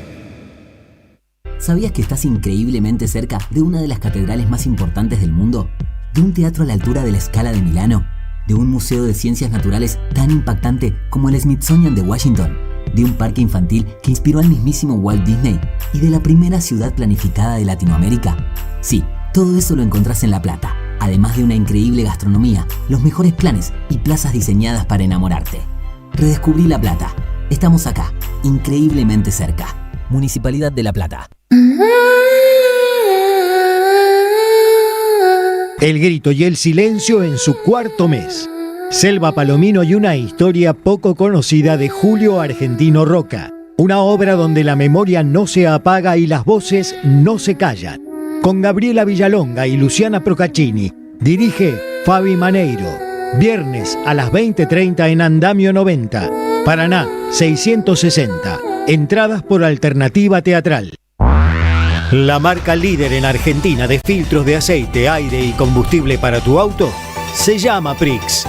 Prix, rendimiento superior. Tronador, agua mineral, botellones y dispensers para el hogar y la oficina. Hacé tu pedido al 4201-2627 o mandanos un mail a info@aguatronador.com.ar. Tronador, agua de mesa envasada. 12 de octubre 632 en Avellaneda. Hoy Salgo te invita a descubrir teatro, música, experiencias para compartir y actividades para las infancias.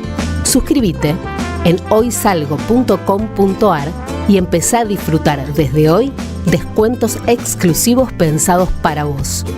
hoysalgo.com.ar. Elegí mejor, salí distinto y viví más. Las voces se multiplican. Nuestra comunidad se agranda. Acá escuchándolos, compañeros, buen día, en Merlo, provincia de Buenos Aires, con Urba. Gracias a la comunidad 530, renovamos nuestra planta transmisora. Más potencia, más llegada. AM530 Somos Radio. A todo el país. Que vuelvan las ideas. Hasta las 18, regreso informativo. Opinión y reflexión. Que vuelvan las ideas.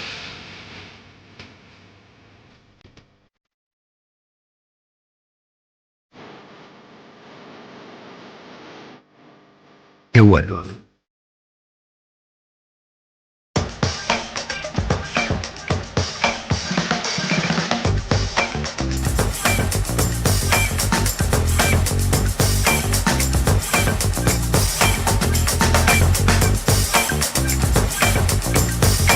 Cinco de la tarde, 33 minutos. ¿Querés descansar mejor? Proveedor Hogar, a través de los amigos de Milesi Hogar, te trae toda la línea de Canon completa para que tengas un descanso diferente. El mejor precio, el mejor colchón. Escribinos al WhatsApp 11 44 15 25 40. 11 44 15 2540. ¿Querés descansar mejor? Proveedor Hogar a través de los amigos de Milesio Hogar.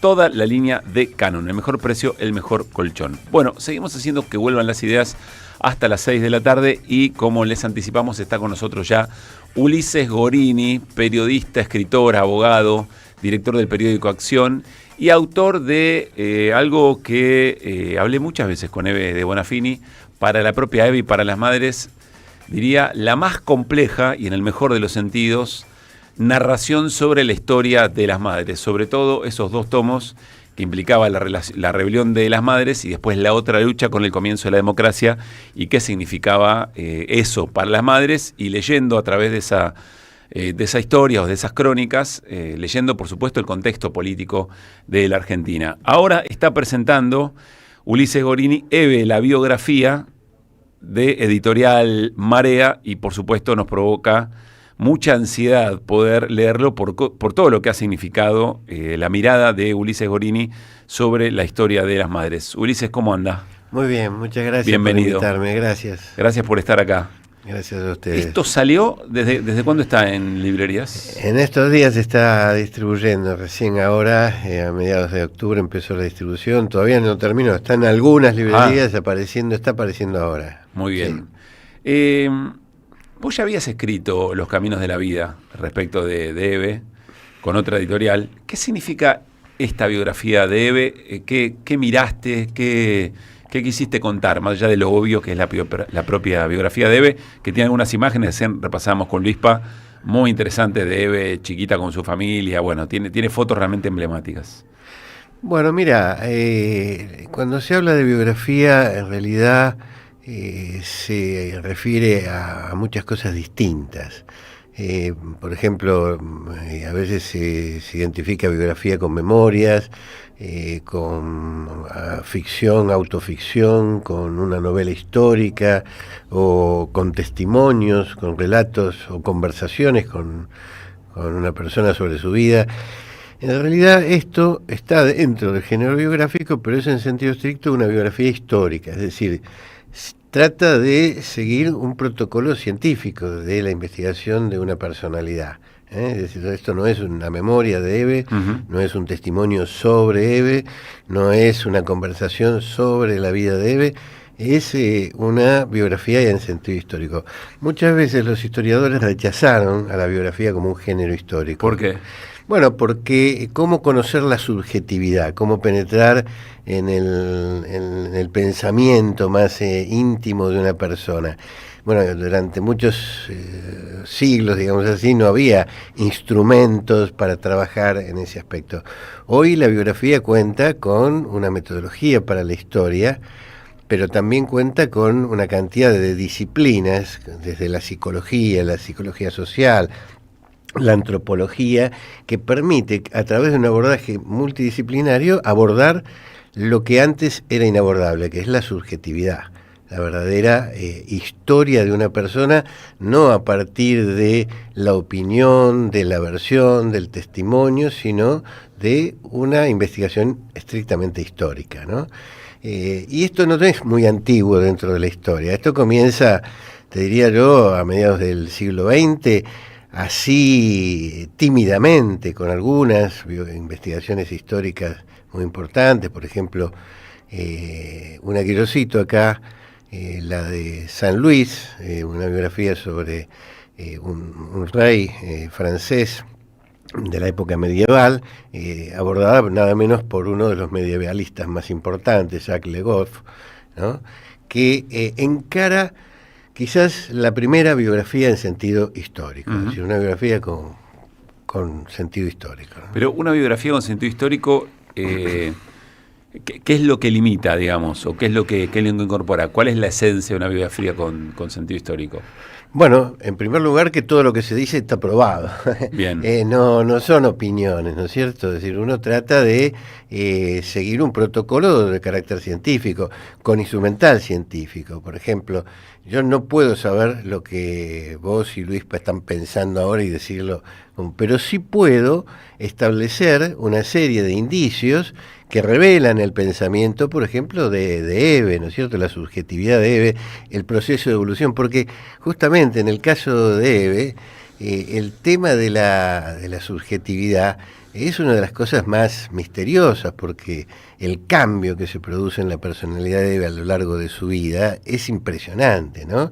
Es decir, pasa, algunos dicen, de un polo al otro, viene de las antípodas, ¿no? De una mujer que exclusivamente se dedica a la familia, al avance de su familia, al progreso de su familia, y que rechaza terminantemente la política, así como lo digo, terminantemente la política, pasa a ser, o sea, Eve era, opuesto, Eve era lo que hoy describiríamos como una persona antipolítica.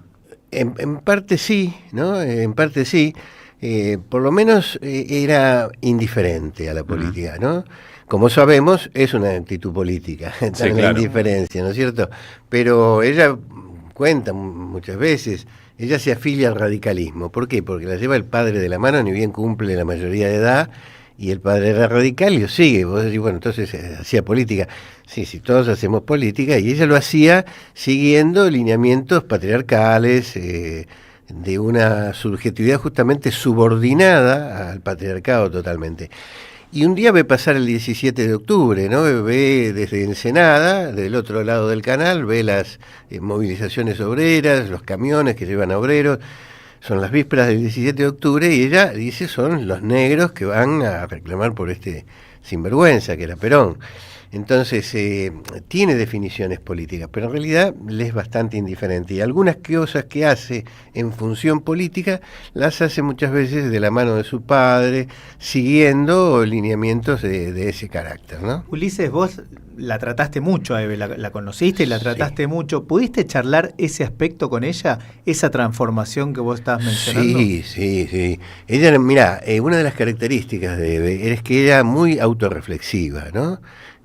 Muchas veces cuando digo esto, como los que la conocen con su carácter intempestivo, a veces virulento, beligerante, ¿no? Bueno, y es reflexiva de verdad o la estás adornando. No, era muy autorreflexiva. Ella pensó mucho sobre sí misma y cómo había sido, y sabe, y fue muy consciente de su cambio, ¿no? A tal punto, viste que ella familiarmente, cuando era joven, cuando niña, la llamaban Kika, nadie la llamaba Eve, ¿no? Lo de Eve empieza a formalizarse como nombre de ella a partir de la desaparición de los hijos, porque no podía firmar Kika, lo sabías cómo formaba. Claro. Bueno, pero es ese un nombre mismo formal, no solo es un nombre real, sino su nombre formal. Sí, entonces ella a veces decía, a veces pienso en Kika y dice, la veo, la quiero tanto, pero a veces estoy tan lejos de ella, de lo que ella fue, ¿no? Incluso hablaba así, como en tercera persona, Kika, ¿no? Esa chica del dique. Entonces ella es muy consciente de eso. A su vez hay una tensión muy dramática, muy interna de Eve, que claro, a veces no se revelaba como tal públicamente, pero muchas veces me lo ha dicho a mí, lo ha dicho muchas otras personas. Dice, yo nunca quise ser Eve, fui Eve obligada. Eso a mí me impactaba de un modo muy singular, porque vos decís, no sé, vos te imaginás cualquiera de nosotros que ve lo que significó Eve, lo que significa Eve como figura política, como emblema político, y vos te dice, no, yo no quise ser eso. Imagínate San Martín diciendo, yo no quise ser San Martín, claro, pero claro. ¿Cómo? ¿Qué pasa? Y hay una tensión interna. Ella decía, junto con eso, nunca fui más feliz en mi vida que cuando fui Kika. ¿Quién supera ese drama de la desaparición de los hijos? Claro. ¿No? Es decir, Eve es Kika y no es Kika. Eve es Eve y no es Eve, sigue siendo Kika en parte. Es una contradicción.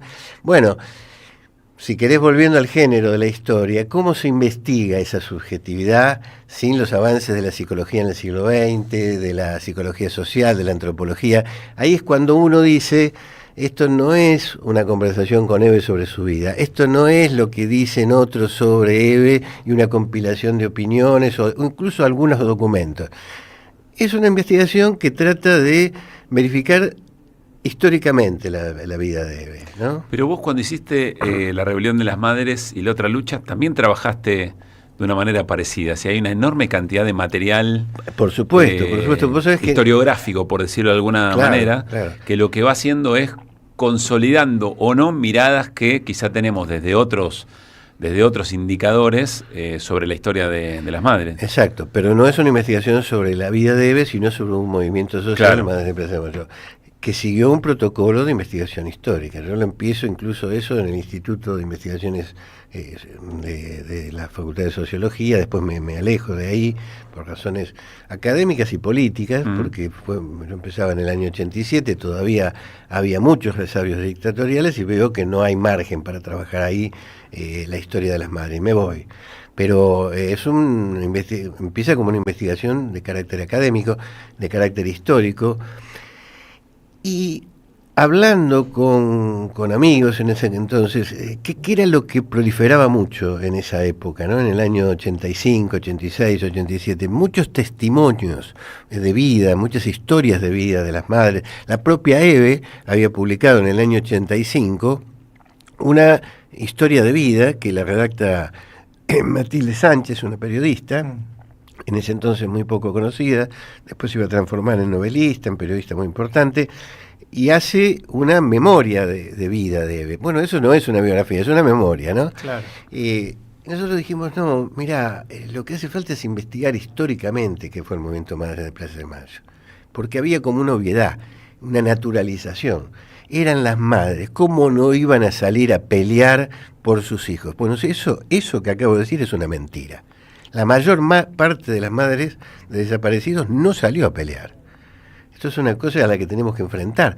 La mayor cantidad de familiares no se transformó en Madres de Plaza de Mayo, ni siquiera en otro tipo de asociación similar. Es una minoría de los familiares la que salió a buscar de ese modo a sus hijos, políticamente, ¿no? Entonces, la explicación del movimiento Madres de Plaza de Mayo no está meramente en la maternidad. Muchas veces las formas y las prácticas y representaciones en torno a la maternidad funcionaron como un corset para impedir la lucha. Por ser madres, algunas no salieron a luchar. Por algunas representaciones de la maternidad, que dicen que la madre es la que está dentro de la casa y hasta la puerta de la casa, claro, no la que se instala en la Plaza de Mayo. Esa, decía Padilla, un cura, capellán castrense de las Fuerzas Armadas en la época de la dictadura, distorsionan lo que es una madre. Yo no me imagino a la Virgen María gritando y vociferando en la Plaza de Mayo por Jesús. Eso decía un cura. Eso es una representación de la maternidad. Una representación que puso un límite a muchas mujeres para salir a pelear. Ulises, ¿con qué te encontraste con este rigor con el que hiciste la investigación y todo lo que nos explicaste? ¿Con qué te encontraste que desafió un poco tu propia mirada sobre Eve? Lo que pasa es que vos ya la conocías un montón por haber hecho todo el trabajo que recién mencionamos de las madres, digamos, ¿no? Pero, ¿qué encontraste, insisto, como parte de esa investigación, algo que te haya desafiado a vos mismo respecto a una manera que vos creías que era la historia de Eve o Eve en sí misma tomando determinadas decisiones? Mira, Eve es una personalidad inmensa, fue una persona inmensa con muchas facetas, ¿no? Creo que lo que más me impresionó y que no había descubierto cuando investigué la historia de las madres, porque aquí justamente me aboqué sobre todo a ella en esta biografía, lo que más me impresionó fue esa tensión interna entre Kika y Eve, ¿no? Uh-huh. Esa cosa que no se resolvió nunca en Eve misma, que vos no la podías llegar a no imaginarlo nunca cuando la veías gritando en la Plaza de Mayo, ese momento de autonegación. Yo no quise ser Eve, yo fui Eve obligada. O otros momentos, cuando ella revela y te dice, me ven fuerte, me ven valiente, yo hago de Eve. Es decir, ella asume un rol histórico, incluso a pesar de características de ella. Eso fue muy fuerte para mí verlo. Creo que lo han visto mucha gente, pero eso mismo yo lo tuve que trabajar desde otro punto de vista, ¿es cierto? No quedarme con la versión de Eve misma, justamente poner en cuestión esto, ¿no? ¿Y cómo hiciste eso? Bueno, lo ves desde muchos puntos de vista. Por ejemplo, hay algo en el pasado mismo, es decir, hay rupturas y continuidades en la personalidad de Eve, ¿no? Yo recuerdo un informe de inteligencia que tuve la posibilidad de desclasificar los archivos de la ex Secretaría de Inteligencia del Estado sobre Eve, ¿no? Ahí había una nota que era muy llamativa, que creo que es incluso o a fines de la dictadura o a principios, no está claro, ¿no? A Eve la siguieron hasta pasados los 2000, ¿no? Los servicios de inteligencia nunca dejaron de seguir. Nunca, por ley de seguridad y mediante que prohibía la inteligencia interna, la siguieron investigando como a tantos otros dirigentes políticos y sociales. Ahí decía, bueno, el informante, que parece ser femenino por algunas cosas del lenguaje, dice, si uno se acerca a la Plaza de Mayo, se da cuenta que Eve no es físicamente tan grande, ni más alta que las demás. Sin embargo, su presencia se impone inmediatamente, ¿no? Es decir, ve algo, distingue algo en la personalidad de ella, que no tiene que ver... a mí me pasaba, yo la veía grandota, y no era ni tan grandota ni tan alta, pero su presencia física era muy potente. Algo, 50 años antes de eso, una amiga de ella, en el dique, cuando era Kika, cuando apenas tenía 15 años, esa amiga era la hija de la familia más rica del dique, de los dueños de una fábrica en el dique, donde trabajaba el padre como obrero, ¿no? El padre de Eve. Eve entra a la fiesta de cumpleaños de 15 de su amiga Keka, que era la familia rica del barrio, vestida muy humildemente, en contraste con toda esa sociedad a la que ella entraba porque era amiga de Keka nada más, con un vestidito muy humilde. Y Keka le dice, no sé qué pasa con vos, porque vos venís así, vestidita así, pero ni bien entrás, a vos te miran todos, a vos te... ¿no? Es decir, estaba en Kika esa aptitud física, no sé cómo llegué a esto y por qué llegué a esto, pero digo, vos ahí comprobás, chequeando distintos testimonios, los archivos de la CIDE, lo que dicen, vas encontrando concordancias, indicios. Bueno, lo que sigue es una investigación de carácter histórico, ¿no? Iba a preguntarte, Ulises, tiene que ver con parte de lo que nos contabas, pero desde ya Eve no estaba sola, no estuvo nunca sola mientras fue Eve, ya Eve, ¿no? ¿Pero ella se sentía sola? Mira, yo creo que por momentos sí, ella constituye otra familia, ¿no? Ese es uno de los grandes cambios en ella. Ella pasa de esa familia de sangre, la familia chiquita, a una familia política, ¿no? Constituye una familia política. En tanto constituye una familia política y tiene hijos de las madres de Plaza de Mayo, hijos políticos, militancia, evidentemente ella se siente muy acompañada. Incluso en momentos muy dramáticos, qué sé yo, en el largo desierto del Menemato, donde el aislamiento de las madres no fue el mismo que en la dictadura, pero estuvo por momentos muy cercanos a ese aislamiento. Es decir, hay soledades políticas también, pero también ella construye un colectivo muy potente que la va a rodear. Pero hay muchos momentos de soledad. Hay muchos momentos en que ella vuelve a sus hijos de sangre y no los tiene, ¿no? Bueno, o sea que evidentemente eso es lo hermoso de acercarse a la mayoría de los seres humanos, ¿no? Lo de Eve es impresionante porque es un fenómeno realmente de personalidad muy grande, pero todos tenemos esas contradicciones, esos contrastes, esa riqueza, esa multiplicidad, ¿no? Dentro nuestro. Hay una cosa que a mí siempre me impactó muchísimo de tus primeros libros sobre las madres, insisto, para mí son de lectura obligatoria si si están escuchando esta radio por un montón de motivos, sobre todo esta nota, que es la rebelión de las madres y la otra lucha, que es que en un momento vos caracterizás muy bien, le das una explicación que por lo menos a mí no solamente me conforma, sino que me convence. Primero, de por qué Eve decía que las Madres de Plaza de Mayo, la Asociación Madre de Plaza de Mayo, no era un organismo de derechos humanos, sino que un movimiento político. Y segundo, vos te tomás un trabajo que muy pocos observadores de la realidad política se han tomado, que es tratar de entender cuáles son las diferencias políticas entre la Asociación Madre de Plaza de Mayo, Eve, como conceptualiza, digamos, esa lucha, y el resto de los organismos. Yo quiero preguntarte, no tanto sobre el movimiento Madre de Plaza de Mayo, sino sobre Eve, ¿cómo construye eso? ¿Cómo construye incluso cierta intransigencia respecto a algunas situaciones que pedían casi un lugar un poco más cómodo políticamente? ¿Cómo construye Eve esa capacidad de llamar a una presidenta como Cristina Fernández de Kirchner, con la que tiene muchísima confianza, y decirle de todo, y ser muy crítica, y cómo va construyendo su autoridad para tomar una catedral, eventualmente, o para ir a una reunión en Naciones Unidas y decir de todo al dirigente político internacional que tiene enfrente? ¿Eso cómo lo construye Eve? Me imagino que tiene una explicación que va más allá de la pérdida.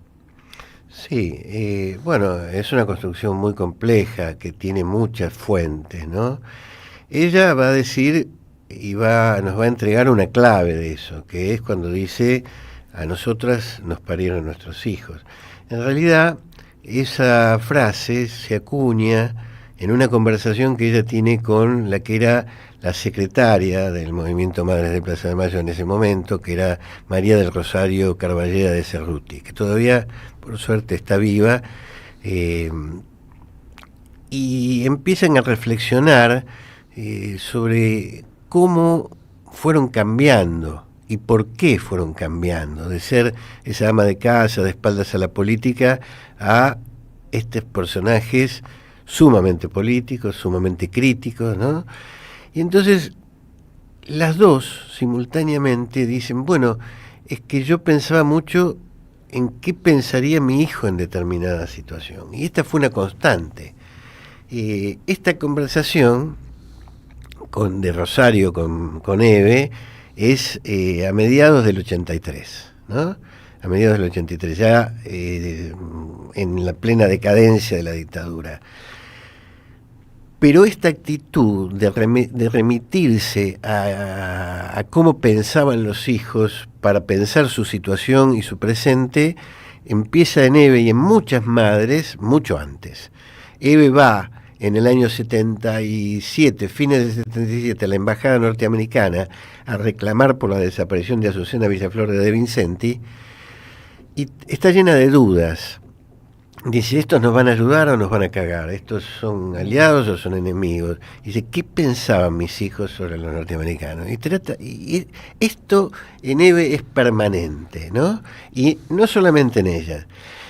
Hay, les digo, una variable, porque sería interminable explicar todas, pero ahí hay una relación en la que ella dice: esta remisión permanente, nuestros hijos nos parieron. No lo dice solo por la búsqueda, porque la búsqueda no solo fue física, sino intelectual y política. Claro. Buscaron al hijo en su pensamiento y tenían que rememorar qué les habían dicho cuando ellas no pensaban como sus hijos. Pero era una forma de orientar, y entonces ese lazo permanente que mantienen en la memoria y en la subjetividad la llevan a esta frase extraordinaria: somos las únicas madres paridas por nuestros propios hijos. Es increíble porque una enorme cantidad de dirigentes, de vuelta, no todos, y también dirigentes y militantes, frente a determinadas situaciones dicen: ¿qué haría Eve en este caso? ¿O claro, qué harían las madres? Sí. ¿Qué pensarían madres sobre esta escena? Esos digamos, son los hijos paridos por Eve, los hijos políticos. Claro, ¿no? Claro. Estamos cerrando la charla con Ulises Gorini, 2 minutos nos quedan. Quiero mostrarles el trabajo, creo que no lo hice antes, equivocadamente. Esto es Eve, la biografía editorial Marea. ¿Elegiste vos la foto? ¿La foto de tapa o la eligió la editorial? Fue un trabajo colectivo, pero empezó por la editorial misma y empezamos a descartar de una serie. Y acércate al micrófono, perdón. Perdón. No. Sí, fue trabajo colectivo. Sí, un trabajo colectivo, pero ya no me acuerdo, porque era una baraja de imágenes.